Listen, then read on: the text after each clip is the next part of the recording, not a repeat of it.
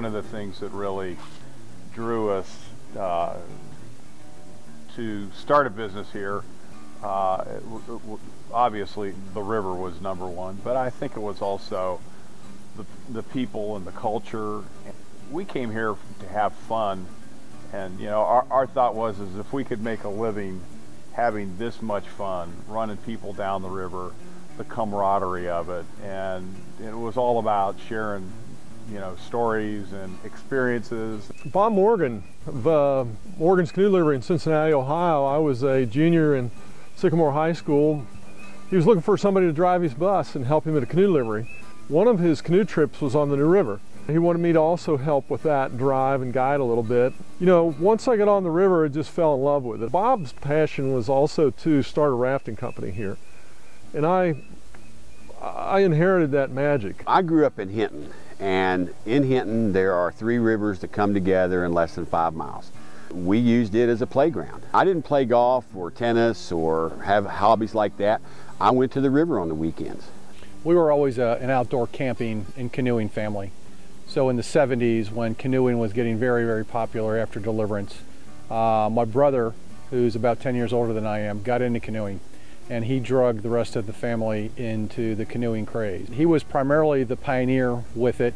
He did most of the river running. I was still in high school back then. It was always primarily a family business. My mom used to take reservations out of her home in Cincinnati. My dad provided most of the capital. I called Jeff when he was in Montana and said, "What are you doing?" He said, "I'm cruising timber, I'm bored." And I said, "Well, pack your truck, come on. There's a job for you." And I think it was about a week later you were here. I can still remember the truck pull. Was it yellow? Yeah, it was yellow Chevy step-side truck. Yeah. I turned 18 and was ready to go to college. My dad looked at me and he said, "I just want you to know there's always room for you in the insurance business if you want to come." And I asked him at that time, I said, "Dad, what do you have to wear?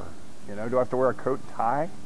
He goes, "Oh yeah, you got to wear a coat and tie. People wouldn't take you seriously." And I looked at him at age 18 and said, "Dad, don't bother to hold an office for me. My idea of a 3-piece suit is t-shirt, shorts, and flip-flops." Somebody had yellow boats, somebody had orange boats, somebody had blue boats, you know, somebody had white.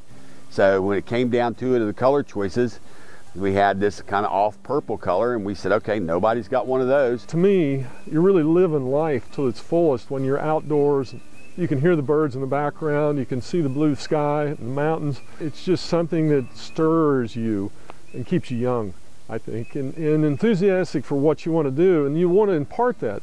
We were out hiking last weekend, and we went down and looked at the Meadow River at flood stage, and just sitting there looking at those rapids. These are Class 6 rapids, and we're all sitting there looking for the line, and we could have stayed out there all day. We were small enough to know the people when they came back and rafted with us for year to year. We knew who they were. At the DNA level, we are still outfitters at heart. A love of running the river, a love of taking guests out and showing them what we found here 30, 40 years ago when we all came. I think that what makes a great guide or a great owner or whatever is that they immediately look at their guests as a potential friend. I always describe myself as a golden retriever. I mean, most golden retrievers, when they see a human walk up, they don't care what they look like, they don't care who they are, but they're wagging their tail. I mean, they're like, hey, you know, I mean, I think in order to be a really great guide, you got to be a golden retriever. I mean, you got to be excited when somebody's there, and you want to hear their story, and you want to know who they are, and you want to know what it's about, and you want to share your experience. I mean, if you love the river, if you love rafting, if you love climbing, if you love canopy tours, whatever it is, then you want to transfer that to your guest. Our lives were changed by this. I was going to be a doc. Jeff was going to be a timber guy, you know, a forester. I mean, we completely radically changed. When I first told my parents that we were going to become raft guides when they just paid for 4 years of education for pre-med, it was a little shocking. You know, we were competitors for years. You know, Class 6, Mountain River Tours, Rivermen, Songer.